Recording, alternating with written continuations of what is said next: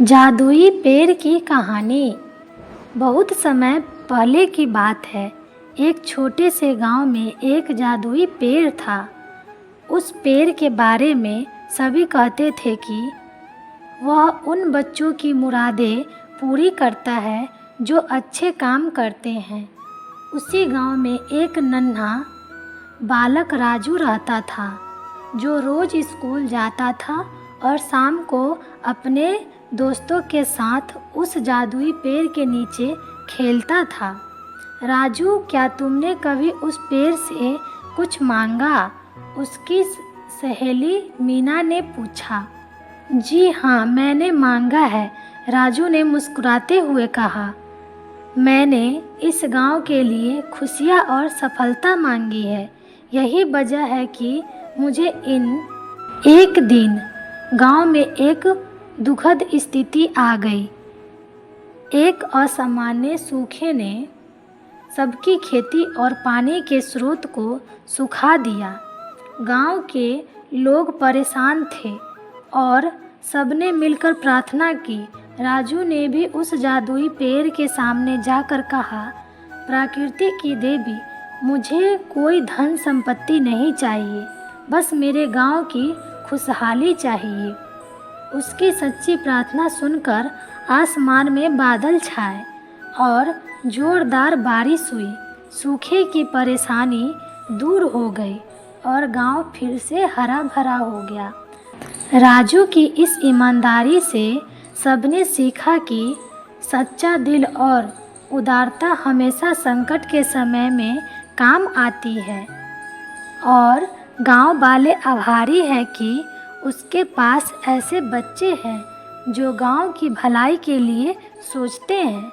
गांव वालों की प्यार और आभार की भावना ने उसके दिलों में नई आशा जगा दी। राजू का उदाहरण देकर सभी ने अपने सोच बदलना शुरू कर दिया। अब वे समझ गए थे कि सिर्फ अपने लिए नहीं, बल्कि सभी के भले के लिए काम करना ही चाहिए। असली खुशी की कुंजी वही है।